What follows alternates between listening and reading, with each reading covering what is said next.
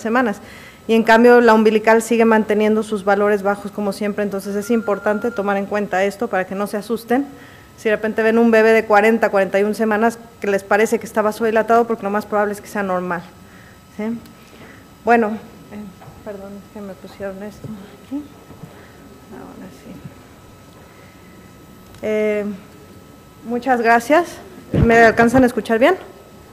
Pues muchas gracias. Primero quisiera agradecer mucho la invitación a venir aquí al Colegio de Medicina Fetal, al doctor Hugo Pineda y al doctor Ernesto Segoviano por su invitación. Estoy muy contenta de venir y poder darles un poco de plática sobre los trabajos que hacemos en el clinic a diferentes niveles. Somos uno de los grupos que más publica a nivel de restricción del crecimiento y a nivel de programación fetal les voy a presentar un poco de lo que hacemos.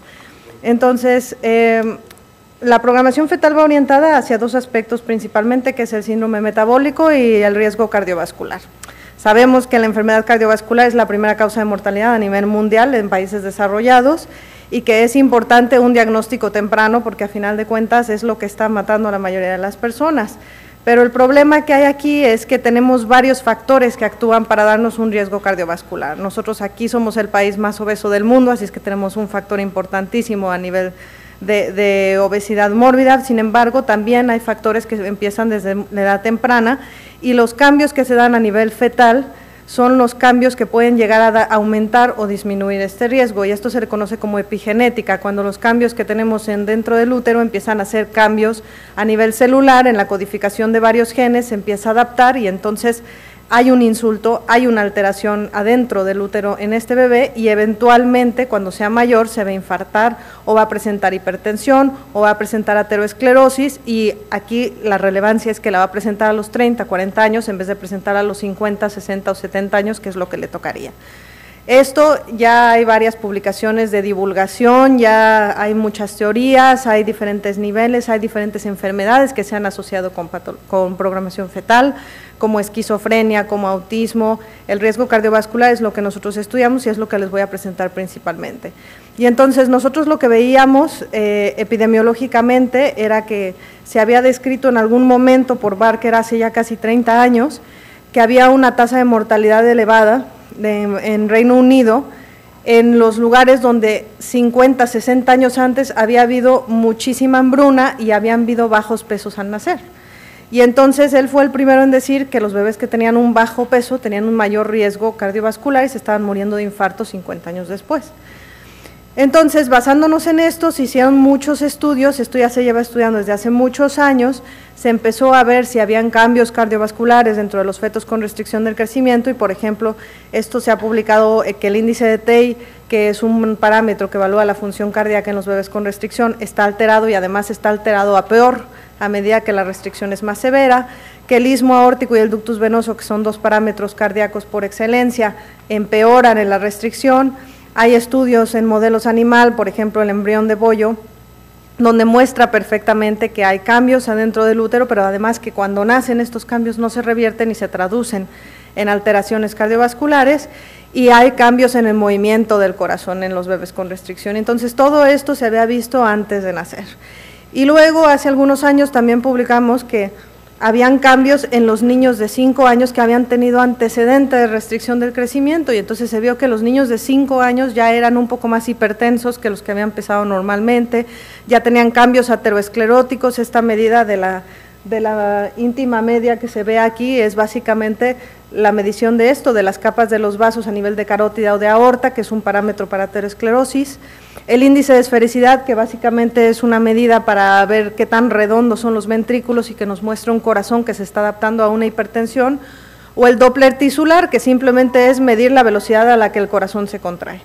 Y entonces todos estos parámetros están alterados en los niños de 5 años, y entonces teníamos datos antes de nacer, datos después de nacer, y nos quedaba un poco claro que habían muchos datos sobre cambios a nivel del corazón. O sea, ¿cuáles son estos cambios? Pues son corazones más redondos, son niños más hipertensos, cambios ateroescleróticos, y todo esto son cambios funcionales para tratar de mantener un mismo gasto cardíaco a otros niveles. ¿Y qué pasa? Que a nivel tardío, ¿no?, los bebés que no eran propiamente restricciones severas, sino que hasta este momento se consideraban PECs, que eran pequeños constitucionales y que aparentemente no tenían alteración de la umbilical, el Doppler se veía bien y tal cual, también presentaban este tipo de cosas. Y entonces ya fue cuando empezamos a preguntarnos por qué se dan este tipo de situaciones o esta adaptación en la restricción del crecimiento.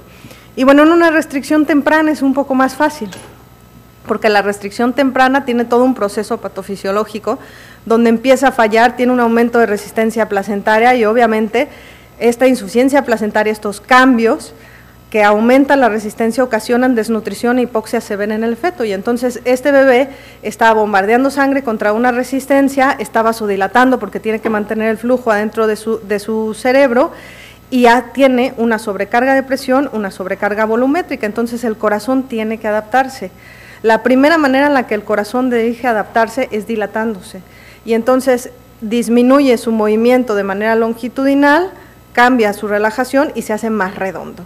Y entonces vemos corazoncitos en las restricciones muy severas, muy redonditos, ¿sí? Donde nosotros estamos tratando de mantener un volumen latido y un gasto cardíaco adecuado y el cambio en la forma de corazón hace que se estrese menos ese músculo y que funcione mucho mejor. Y entonces se mantiene un gasto cardíaco y esto es lo que pasa usualmente en una restricción del crecimiento. Ahora, nosotros teníamos muchas dudas sobre si la restricción del crecimiento tenía que ser muy severa o no, la prematuridad por sí mismo es un factor de riesgo también para hipertensión después de nacer. Entonces hemos hecho varios estudios y este es una cohorte larga que hicimos de 100 controles con 100 restricciones, que primero los vimos antes de nacer y le tomamos todos los parámetros en el momento del diagnóstico y hasta el nacimiento, luego los vimos al nacimiento y luego los vimos a los 6 meses de edad. Y a los 6 meses de edad a estos mismos niños ahora sí les medimos todo lo que podíamos medirles a nivel de corazón, presión arterial y esto, para ya tener una corte prospectiva y no nada más estar hablando de grupos separados. Y entonces, ¿qué fue lo que vimos? Primero, pues todos los cambios que nosotros habíamos visto en los niños de 5 años, efectivamente los podíamos corroborar en el feto, que era algo que no se había demostrado, y hay cambios que se pueden ver con el movimiento del miocardio, con el desplazamiento que haya, o sea, son bebés que tienen cambios, disminución en el movimiento del corazón, es un corazón que se esfuerza mucho más para contraerse, para poder bombear y que aumenta mucho su frecuencia por esto. Pero también vimos que son muy diferentes los bebés que hacen una restricción temprana que una tardía. Y ahora esto apoya aún más, si ustedes se quedan en la noche para ver la plática de restricción, verán que esto apoya aún más el fenotipo de una restricción temprana y una restricción tardía, que son una misma enfermedad, pero se comportan de manera muy diferente. Y entonces los bebés con una restricción tardía tienen un corazón redondito, pero más dilatado, mucho más, y en cambio los de una restricción temprana es un corazón que está luchando, hipertrófico, grande en relación al tórax de este bebé y que a final de cuentas claudicará rápidamente porque es una evolución mucho más rápida. Y luego, cuando vimos a nuestros niños de 6 meses, pues lo mismo. Empezamos a ver que desde los 6 meses ya podíamos detectar que son hipertensos, ya podíamos, tanto la sistólica como la diastólica, y ya podíamos detectar cambios de aterosclerosis en estos niños. Entonces, empezamos a separar un poco a los niños entre los tempranos y los tardíos, empezamos a ver si efectivamente estaba relacionado a esto y resulta que independientemente de si son tempranos o tardíos tienen el factor de riesgo, con lo cual muchos de los niños que nosotros decimos que son pequeños constitucionales tienen un factor de riesgo para enfermedad cardiovascular más adelante. Y nosotros lo que estamos intentando ahora, claro, como todo es predecir, estamos tratando de ver, bueno, ustedes me van a decir, obviamente, Mónica, del 10% de los fetos, que es la definición de restricción del crecimiento, no puede ser que todos estén mal. Entonces aquí el punto es tratar de elegir dentro de todas las restricciones de crecimiento cuáles son los mejores parámetros para decir yo a este niño sí lo sigo y le voy a tomar la presión y me voy a fijar en que haga ejercicio y me voy a fijar que haga todo lo que tiene que hacer para que no se infarte a los 30 años, porque no todos los niños se van a comportar igual. Y esto es lo que tratamos de hacer nosotros. Y los parámetros clásicos que siempre se han asociado con el pronóstico y con el manejo de restricción, pues son todos los parámetros Doppler que vemos aquí, el ratio cerebroplacentario, el percentil de peso, la edad gestacional en la que nacen. Sin embargo, para fines de lo que es resultado cardiovascular, no son los mejores predictores, no son los que nos van a decir qué niños pueden ir a peor. Y esto sí. Y principalmente lo que hicimos fue esto, hacer un análisis, ver cómo estaban asociados los parámetros ecocardiográficos con el resultado que teníamos nosotros, que era ser hipertenso a los 6 meses, y vimos que hay una alta asociación de varios parámetros. Y entonces, y esto lo publicamos recientemente, lo que hemos construido es básicamente una ecuación, una escala, un score, donde nosotros medimos estos 4 parámetros que son bastante sencillos y que además no requieren ningún equipo especial para hacerlo, que son el índice de esfericidad, que es básicamente medir 2 diámetros y ver qué tan redondo es el corazón, el ratio cerebroplacentario, que ya de por sí se mide en un feto con restricción, el TAPSE, que es una medida en modo M de cómo se desplaza el anillo del corazón, y el IRT, que es uno de los parámetros que se utiliza para calcular el TEI. Y obtuvimos una escala que nos alcanza a predecir, ¿sí?, a detectar el 90%, tiene una sensibilidad del 90% para detectar esos niños que van a hacer hipertensión a los 6 meses y que vale la pena seguirlos y ver si efectivamente están hipertensos y que habría que hacer alguna intervención, y además funciona mucho mejor que cualquiera de los parámetros que actualmente estamos utilizando para vigilancia. Entonces, lo que estamos haciendo en este momento es validar esto en restricción del crecimiento, es aplicarlo ahora sí prospectivamente a nuestra población en el clínico y ver efectivamente si estamos detectando a todos estos niños que van a ser hipertensos y todo. Otra de las poblaciones que es muy importante, porque restricción del crecimiento no es la única, es la reproducción asistida. Y en la reproducción asistida típicamente hay muchos estudios ya en adolescentes y en niños donde se ha descrito que tienen una mayor incidencia de resultados perinatales adversos, asociación a preeclampsia, asociación a defectos, etcétera, pero además que los niños tienen hipertensión pulmonar y cambios vasculares. Entonces, no se sabe por qué es, sabemos que esto es muy difícil determinar la causa exacta. Suponemos que puede haber cambios por la manipulación, por los cambios epigenéticos de los gametos, por los medios de cultivo, pero también hay que tomar en cuenta que la población que entra a ciclos de reproducción asistida son padres mayores, que a veces tienen patologías de base, entonces es muy difícil determinar qué exactamente es, pero hicimos lo mismo. Agarramos 100 controles, agarramos 100 embarazos obtenidos por reproducción asistida del mismo centro que está en el clinic y los seguimos a todos a las 28 semanas, les hicimos un ultrasonido con función cardiovascular a las 28 semanas a todos, aquí sí, y luego los vimos después de nacer. ¿Y qué es lo que encontramos? Y esto es lo que se publicó en Circulation el año pasado por Brenda Valenzuela, que es otra compañera nuestra que también es mexicana, y lo que básicamente encontramos fue que tienen datos de hipertensión pulmonar, que tienen una dilatación del atrio derecho, que tienen cambios en el ventrículo derecho donde disminuyen su capacidad pero son hipertróficos, por lo tanto tienen cambios de compensación a nivel de corazón derecho que indican que puede haber una sobrecarga. Además de esto, tienen también datos de disminución del movimiento miocárdico, igual que las restricciones del crecimiento, y tienen alteraciones en la relajación del corazón, por lo tanto son corazones mucho más rígidos, pero los cambios de predominio en reproducción asistida son de corazón derecho, porque recordemos que en el feto el ventrículo dominante y el lado dominante es el corazón derecho, no el izquierdo. ¿Y por qué se dan estos cambios? Bueno, en condiciones normales, el corazón tiene una longitud mayor, o sea, es un corazón alargadito, con una longitud mayor, no es redondito, y esto ayuda a que haya un mejor bombeo de la sangre. Pero como habíamos mencionado, habían datos previos donde se había asociado la reproducción asistida a hipertensión pulmonar, por lo tanto, cuando hay una sobrecarga, ¿sí?, por rigidez vascular a nivel de la aorta, si tenemos una sobrecarga, obviamente vamos a tener un aumento de presión a nivel del ventrículo derecho, y esta sobrecarga de presión se puede traducir inclusive en la dilatación auricular, y esto a su vez puede traducirse en todos los cambios que hemos visto. Entonces, la reproducción asistida es otro de los factores que nosotros ahora estamos considerando de riesgo para seguir a los niños y para efectivamente ver si están dando más datos de hipertensión y más datos de aterosclerosis. Y así como les he enseñado lo que es restricción del crecimiento y reproducción asistida, hay muchísimas patologías donde ahorita se está aplicando la ecografía funcional y se está aplicando para fines de programación fetal. Otro ejemplo perfecto es la diabetes mellitus materna, donde se sabe que el corazón realiza muchos cambios a nivel de hipertrofia por la hiperglicemia materna y que algunos de estos cambios, la mayoría son reversibles, pero en otros casos no. Y entonces nosotros ahora lo que estamos tratando de hacer es predecir qué casos tenemos que vigilar más después de nacer.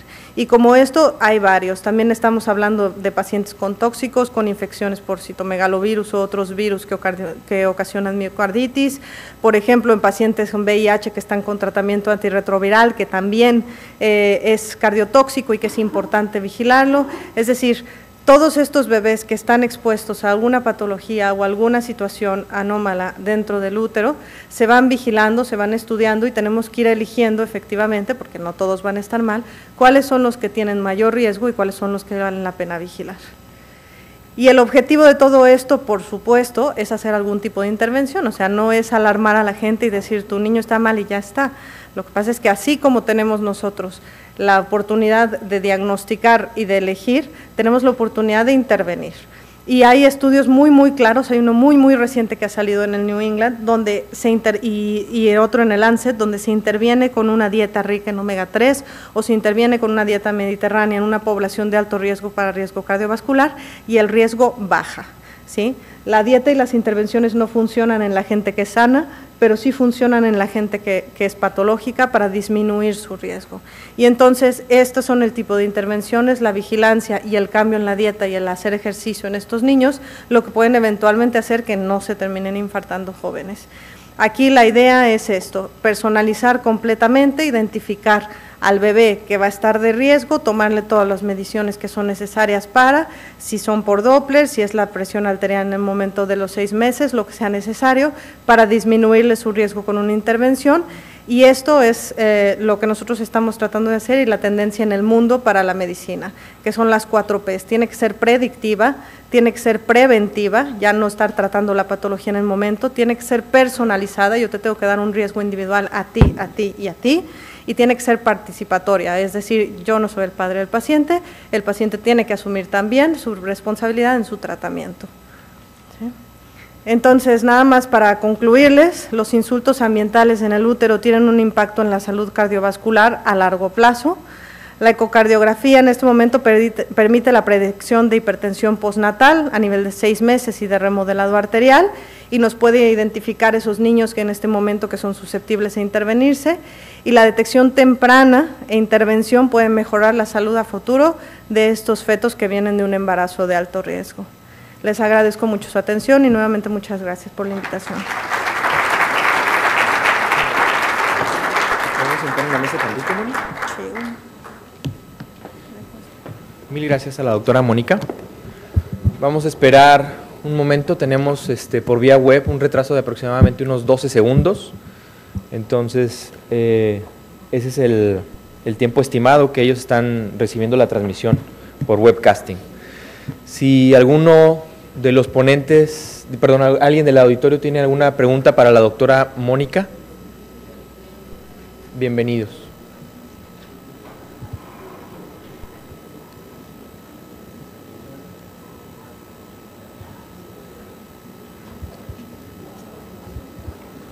Ernesto, la computadora de Rogelio.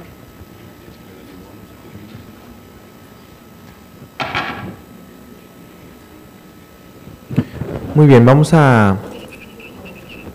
estamos esperando preguntas por vía mail.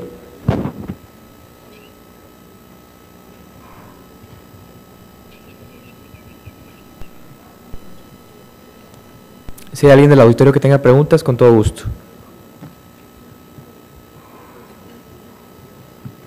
Sí, doctor, dígame. Doctor Pablo Mit, de San Luis Potosí.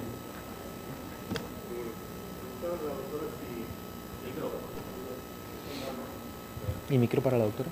Sí, mencionaba la modificación de la dieta en los niños que nacieron y se fueron identificados. ¿Tendría algún impacto la modificación de la dieta materna o esto que mencionaba de omega 3 en la mujer